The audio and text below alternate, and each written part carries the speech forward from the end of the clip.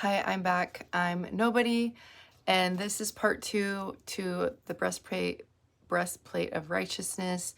I stumbled upon a gem in this book that I'm reading called When People Are Big and God is Small, and the chapter is basically teaching you your true needs in Jesus, in the Trinity, and how God is not like us, but yet we're still created in his image. We have part of who he is shining through us now, and part of shining God's glory is by being in his presence and bringing glory to his name.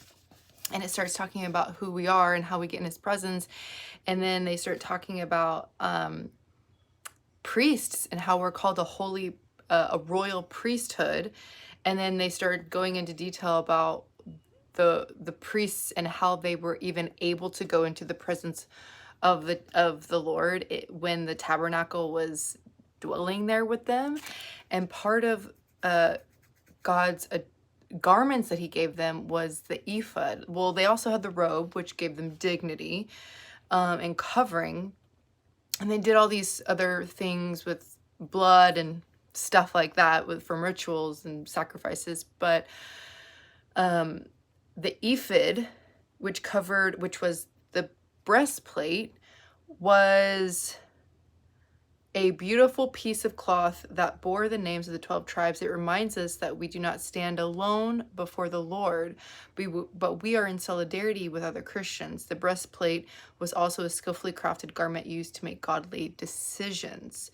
So if you think about it, the heart behind the breastplate, like I was talking about in my last video, it's in, and it just said this in the book, either our heart is giving God glory or it's giving ourself glory. And so when we think about putting on the breastplate of righteousness, we need to think about, am I making a decision that's going to represent Christians all around the world for God's glory, to bring God glory, or am I going to neglect my calling to bring God glory and bring myself glory? And then the next line says, it reminds us that all our decisions are done by consulting God's word, which is just, yes, abide in the word, a lamp unto my feet, a light unto my path. Abide in the word like you are abiding by the river.